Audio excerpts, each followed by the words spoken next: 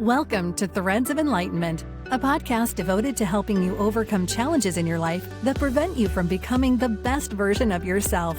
Each episode features interviews with people from all walks of life about their journey of self-development and the principles they utilize to overcome their fears to achieve their desired outcome. Ready to be enlightened? Here's your host, Ken Primus.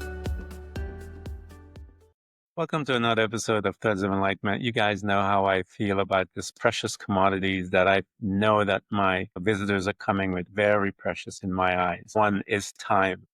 What a beautiful gift that we have been offered as human beings on this planet. We call those years, seconds, and all the minutes and whatever. But it's time. And how we relate to time, how we love, respect, and honor time will tell me much about your life. The other is the journey. The journey houses tremendous amount of power because it created the individual that is before us.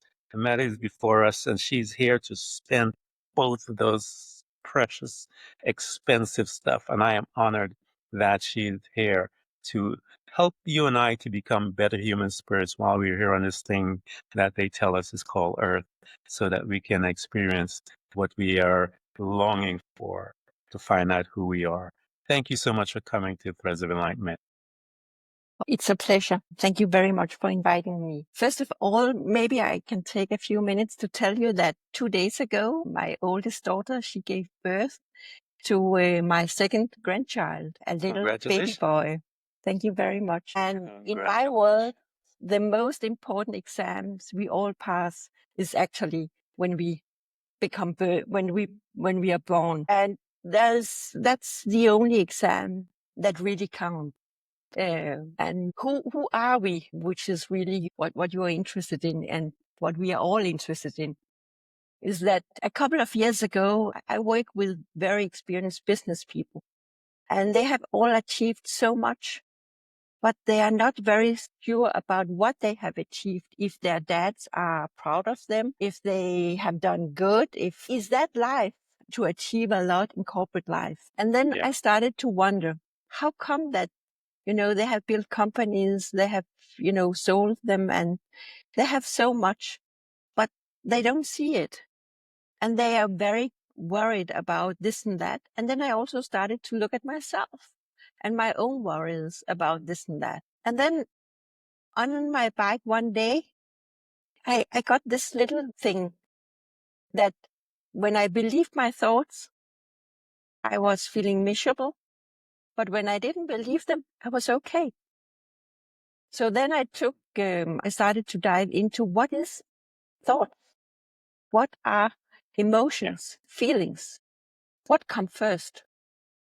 And then I discovered that we do not have any feelings without a thought first. All our thoughts are generating our feelings.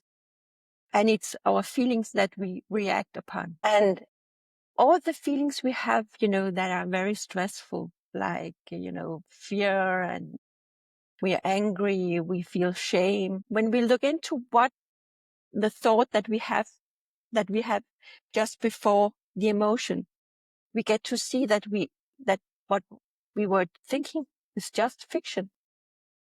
It's just a story telling ourselves, but that we in a very small moment believe to be true and define who we are. But when we start to really become aware of what's going on, we have around 60,000 thoughts a day. When we start to see that we are not our thoughts, nor our feelings, that's something we have.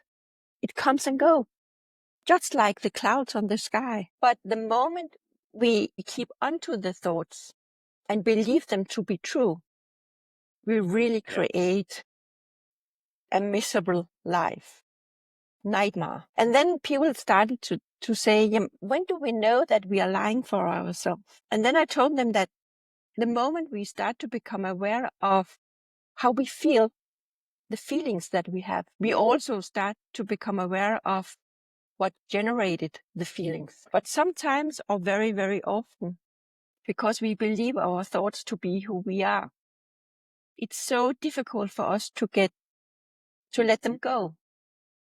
because a lot of people, they have become, they believe that they are victims in their own lives.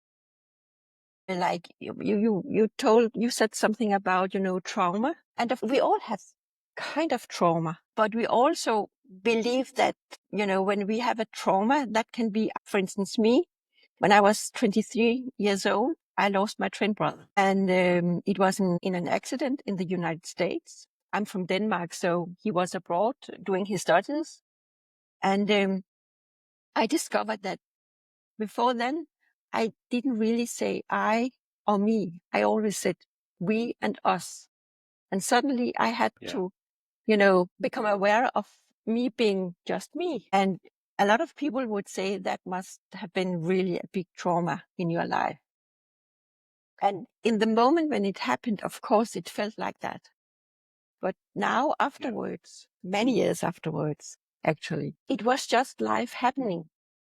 It was not what happened that really made me scared me. It was what I was thinking about, what was happening that scared me. So you ask me, who are you? And actually, I'm awareness. So many things are happening in front of me. I'm the one observing. And over the years, I've become rather good at just observing. And the moment when I forget just to observe and engage me in whatever is going on out there. My parents, they're very old now. My mom, she just had a stroke. The moment I start to, make a lot of fantasies about the future, which is not, the future doesn't exist. Yesterday doesn't exist. The moment here and now, looking at my mom, we're having a coffee together. She's saying a lot of things that is a little, she's losing her memory. But we have a nice time in the moment. Her and I drinking coffee. She's smiling. Everything is okay. But the moment I start to fantasy, to make up fiction stories about the future, I lose the magic of life. And I scare myself. It has nothing to do with her and I and with her stroke. It has only something to do with my thinking about the current situation. So I have come to realize that who I am is the observer. And it's not just me, all of us. We just don't really know it. And if I have a mission in life, it is actually to share my insight and maybe that way help people to see that they don't need to believe everything they think. And I wrote a book about it. Can I show it? My Yes, book? please. This book? And it's, you can find it on Amazon. And it's about what happens when we start to become aware of our feelings and the thoughts behind the feelings. And when we question whether that is true, what we are making up, we get to see that it's just fiction. Yeah. It's a little like, when you and I, we meet, I don't really meet you. I meet my own story about you. That means that actually I meet myself. Uh-huh. So when we become aware of how we can empty our heads for thoughts, that's not correct. We cannot empty our head, but what we can just let it go. And in that moment, being together with another person, we will become much better in listening and getting to understand the other person. And in that moment, we will also be a much better person to help. And actually, it's very, very simple. It is actually so simple that we may think in an innocent small moment that if it's so simple, it cannot be true. Because we are so used to have a very complex everything, relations and, everything. But that's just something that we make up. Life in its essence, it's love, it's kind. But when we look out and we see what happened, crazy people and crazy wars, and we may think that life is not nice. Yeah. I would say that everything is because we believe what we are thinking. We activate the thought, activate that one of the most powerful force that is reside within the human being, and that is our imagination. And you're absolutely right. When we step out of the present, that's when all things go haywire. We're called to live in the present. Even again, I try to refer to the Bible because I came out of the church, and Jesus said, He said, tomorrow is not given to you, but what is given to you is right now. And what you do with right now is all up to you. And He talked about the thoughts as well to His disciples. He was teaching them, and He said, take no thought saying. And when I saw that, I got some insight into that piece of nugget that he had dropped there. Because don't agree with the thoughts. Take no thoughts saying. Don't agree with all of them that comes to you. Those that are negative thoughts telling you that you're no good, you're less than. It's just your ego. Yeah, you don't have to agree with it. Because if you agree with it, it will become your reality because it's you who are agreeing with it. And so you have the choice as to not to agree with it. When someone calls you a name, you don't have to agree with that name. But I know as kids are wounded because of their parent and adults who we have given authority over, we look as the authority figures. After a certain times, those words do penetrate our defenses, if you will, and we accept those words. And the mom and dad may say, you'll never amount to anything, or someone will say that to you. And one day you will agree with them. And when you agree with them, you are in. That is why it could be very good if this was taught in schools. Yeah. I actually don't think that parents, they want to harm their kids at all. So when they behave like that, it's because they are believing something that they are telling themselves. They're not really describing the kids. They're describing themselves. And it's very innocent because they don't know better. And they're not aware of it. Very simple. That is very simple. People make it complicated because of, I think what they do, people try to control others and they make it as this big thing that it's not. Life is a very simple thing if one understands some of the minute processes by which we exist and move. And the very first one is what we're talking about, is your thoughts. There are tools that I brought into my life because I was brought up in corporate America and I was a director of this and that and whatever title I received. But my mind was always racing. I was always just constantly racing, and I watched my life spiral out of control. And one day I was led to introduce meditation. And meditation is simply a tool that one can utilize to help slow down your thoughts, take ownership of your thoughts. And as you stated, thoughts will come 100 million times a day. But when I was in my meditative state, I actually used to say to my thoughts, not now. And when I said that, you would be amazed how they began to subside, because they understood that at this point in time, I was not giving them permission to roam free in my mind. It gave me time to pick as it comes, because you'll see it actually slowed them down, man. And I was able to. You're totally right. Those thoughts that, that are like, it's just like naughty teenagers. You have to treat them with love and with a certain kind of, to your room now. I have seen you. Yeah. And you can come back when you have, calmed down. But I also think that why most people, they don't get it is because when they have all those feelings, your heart is beating, you have this in your stomach, you really feel it. So when I can feel so much, it must be true. All right. So, it's amazing, but actually it's just a sign that the quality of what you are thinking is true, needs a little adjustment.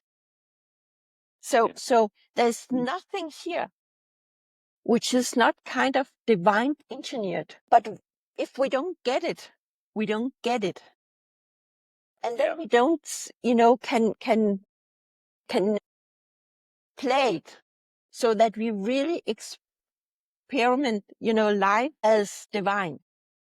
Because we become afraid.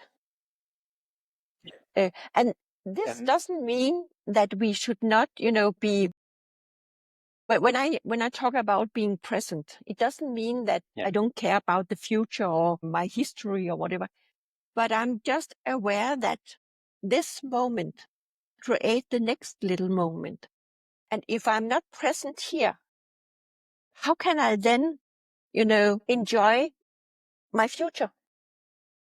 And another thing is that all future problems, they will always be solved in the present moment. I cannot solve a problem today which will maybe appear tomorrow. That's not possible because it doesn't exist. So the moment we become much more aware of this little small moment, Ken and I, you and I, now, this is what, there's nothing else. Yes. And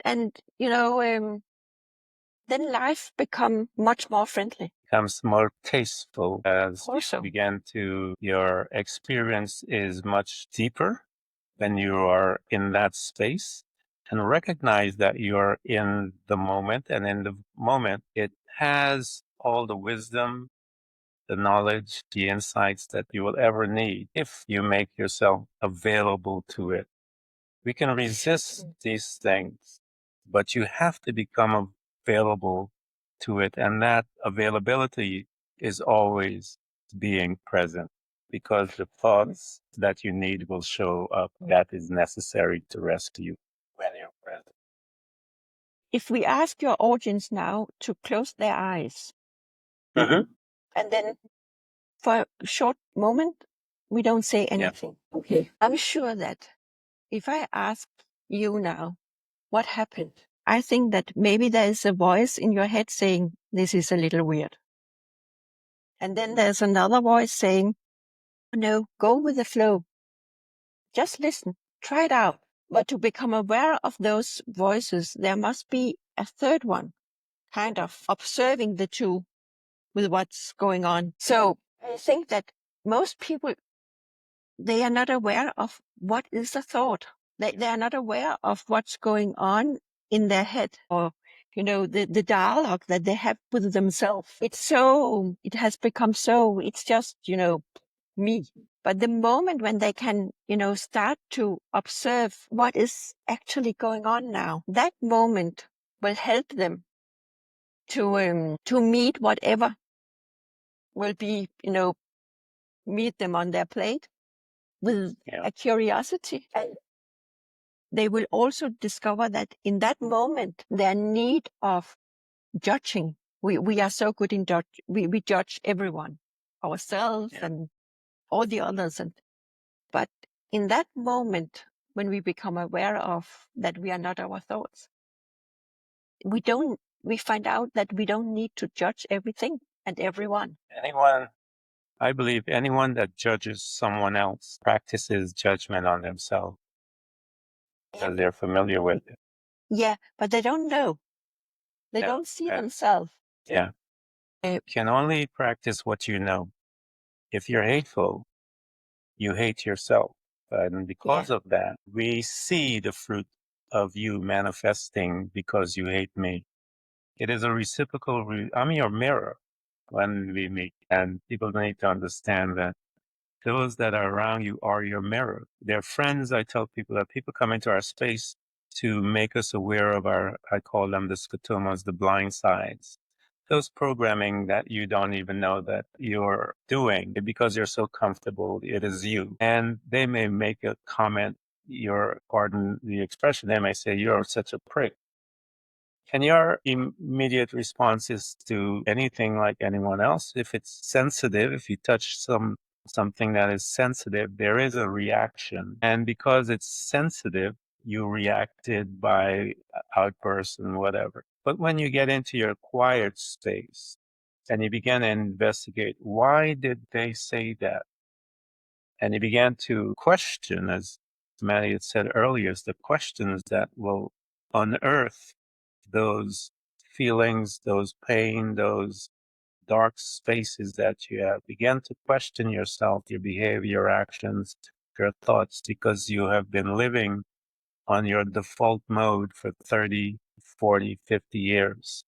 And when people begin to enter in, when that revelation of who you are through trauma comes in and begin to wake you up, it is your appointed, I call it your divine appointment for you to get to know who you are.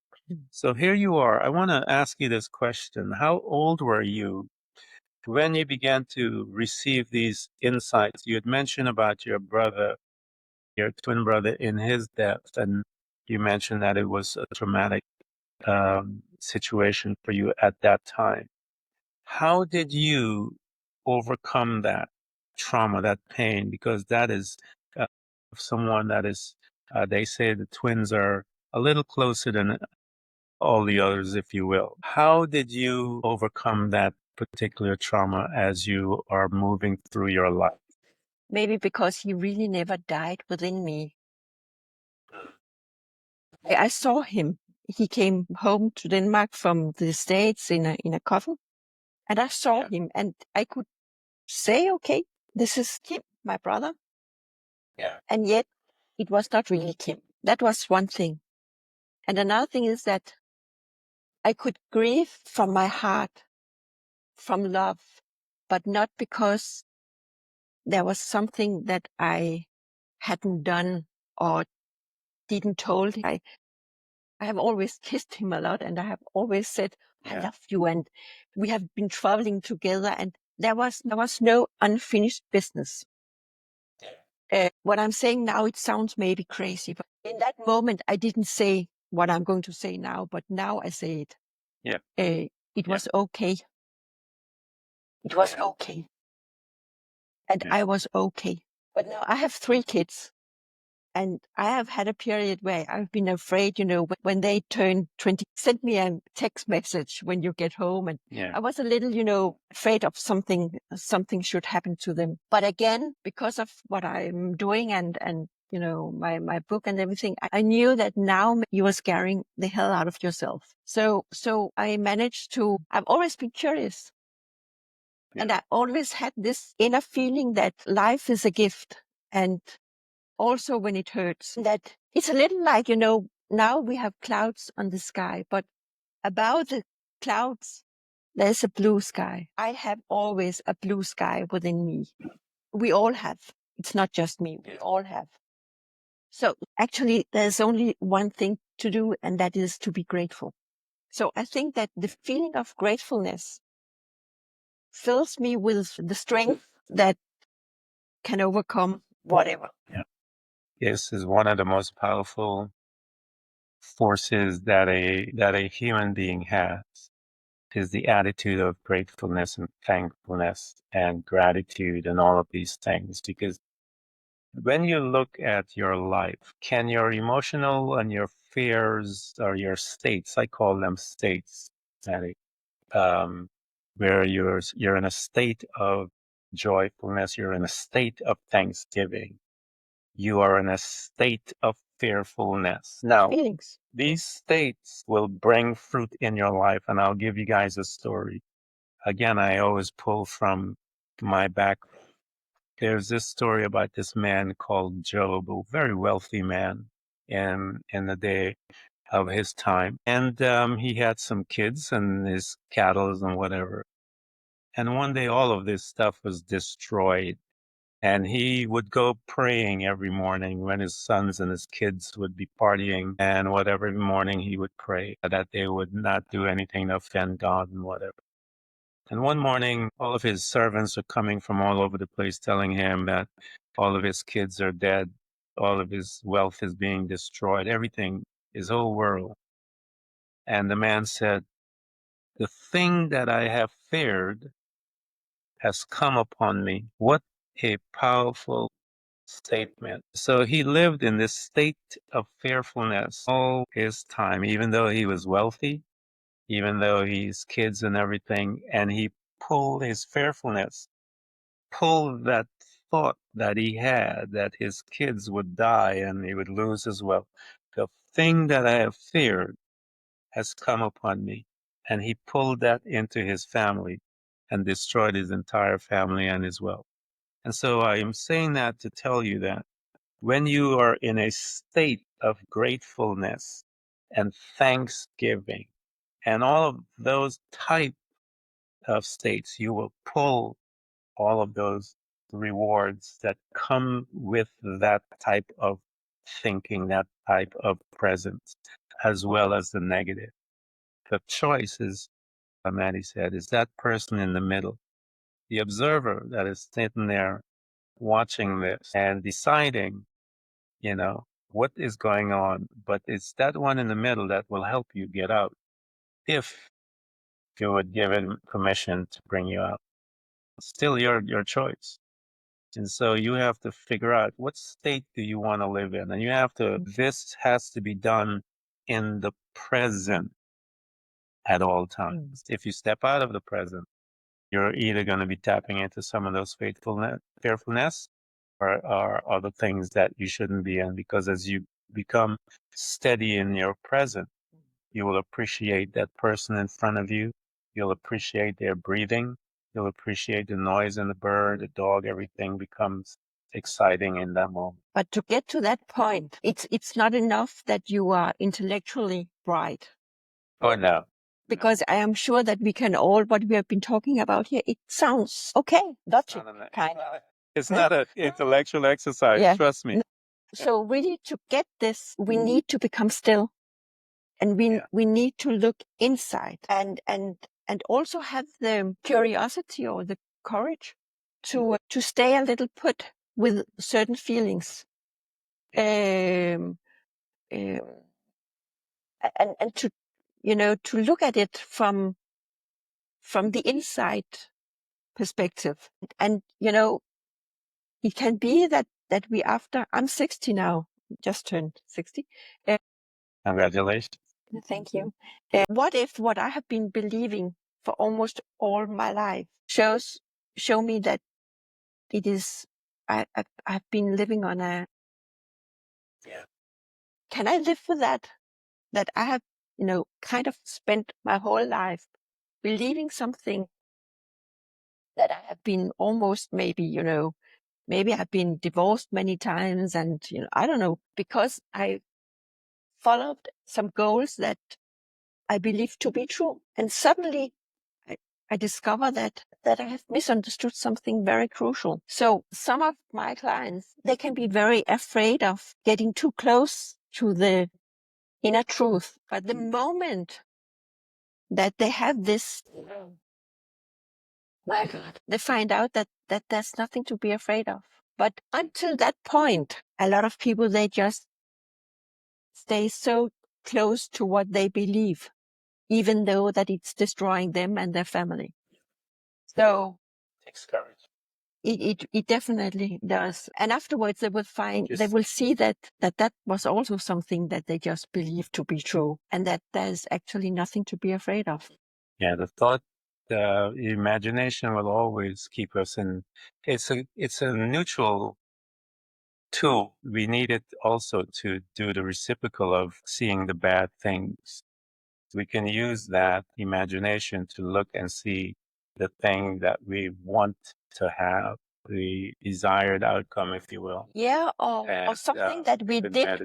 You said this about, the parents who really harmed their kids. What if those parents, they found the courage to look inside and found out that what they had believing to be a good way of bringing up kids was really awful, then they actually could do something about it.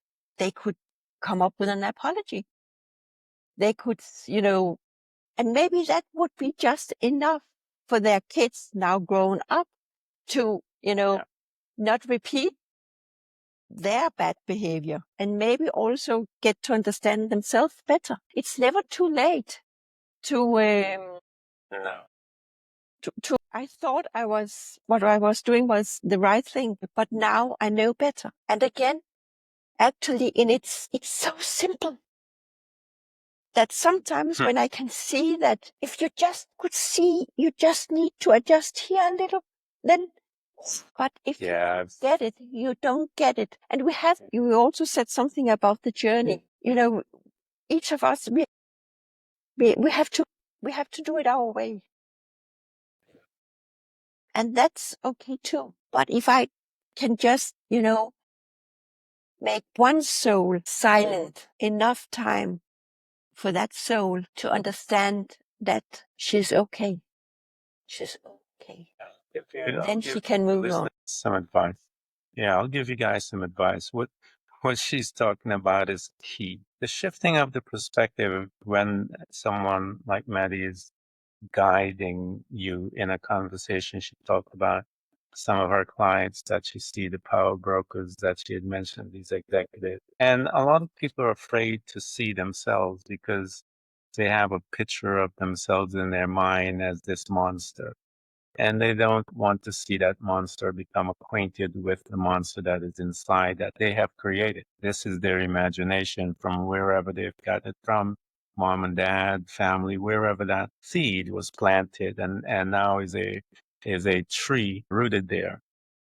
And so when she begins to bring the light meaning it comes by questions, she'll ask you certain questions because what she's doing is locating you.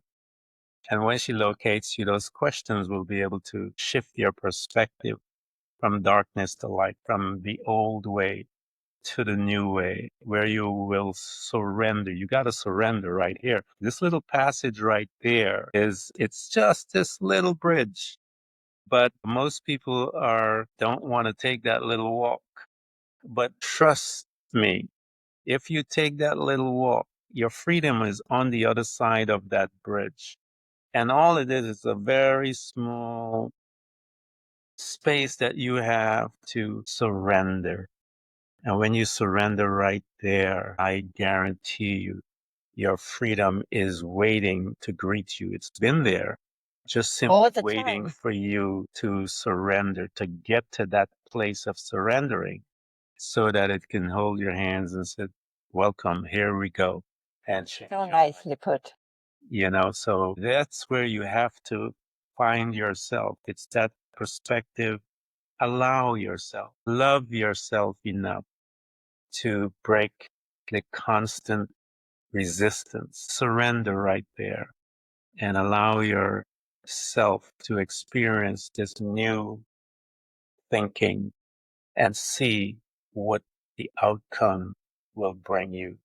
Surrender to it. You've been living the other way for 20 or 30 years. Why not surrender to something different just to see, if you will? You can always get back. I know you can always go back. But actually you can't because you don't want to. No, you don't want to. Once you've crossed that bridge and then you look back to where you were, you will appreciate your new surroundings. No, and you become a much better parent. You become a much better leader. You become, and it feels better. And your stress, if you have been, stressful, it will disappear. Because stress is actually has not much to do with your boss. It's what you think about your boss. It can be that you should think about maybe having another boss in another company. But anyway, it's what you're thinking about your boss that really is stressful, or your colleagues. And in that moment, when you get to see that, and then maybe you can, you You can meet your boss with a little bit more, care about him. Instead of making only 1 cup of coffee, make 2. Get by his office and tell him that, you looked a little tired this morning. Are there anything I can do for you? Yeah. My God, I'm so glad you came. My wife, my car, my whatever. And that in that moment you thought, and I thought that I would soon be, laid off. Just a thinking. A story you tell yourself. It is all a story, guys. Just write a new story. The thing you can lose is a story. Yeah.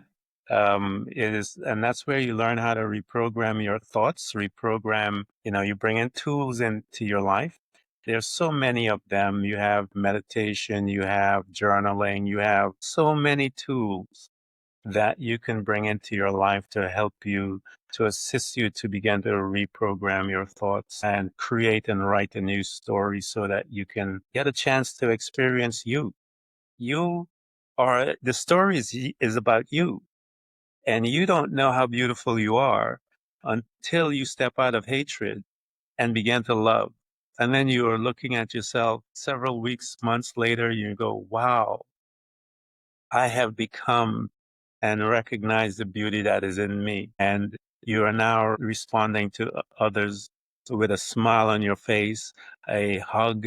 You are embracing them, Even your preciousness of neighbor and them, your boss everything. and, even your teenage kids. So it is really very simple. Simple. The moment you get it. The moment you get it is the moment you surrender. We call it surrender. And that's what it is. You have to come to that place where you are sick and tired of being sick and tired and surrender. And when you surrender, you're surrendering to your new self, not to anyone, your coach, or none of that. No. You're surrendering to your new self. It's you, you're surrendering to you. And give yourself an opportunity to surrender to yourself. It is one of the most liberating places that you'll ever experience in your life. And you'll learn love and forgiveness and all of those things there because you'll forgive yourself. Actually, in that moment, there will be one war less in the world. And we don't need more wars in the world. Guys, I love this conversation because she's talking about everything I believe, everything that I've been teaching for my entire life. And here at this podcast, guys, I want to really afford you the opportunity to get to her. I'm going to provide everything so that you can have access to her. She deals with executive and people, but she deals with all of us that needs guidance, that wants to experience you. I want to learn how to surrender to yourself. I have someone that has some insight, some knowledge, wisdom in that space that will be honored to walk with you and to bring you to that bridge, what we have been calling surrender. So she can shift your perspective. And now you're going to learn how to trust this new you. You're going to have to trust yourself. And that's that bridge that she will lead you to. But that choice is still yours. But when you make it, your liberation, your freedom awaits you, and you await you, a new you that will show you greater things about yourself that you did not know you're capable of doing, thinking, and saying and responding. It is a beautiful place to be. I want to thank you so much, Maddie, for coming to us here at Threads of Enlightenment to share your wisdom and your knowledge. Thank you very much for having me. You're welcome. Thanks for tuning in to Threads of Enlightenment with Ken Primus. Hopefully you're now feeling more empowered to overcome the challenges in your life, whatever they may be. Share that inspiration with others by telling them about this podcast, rating it, and of course, remember to subscribe so you don't miss a single episode. For more connection, you can find us on Facebook and Instagram by searching for Threads of Enlightenment. Until next time, stay enlightened.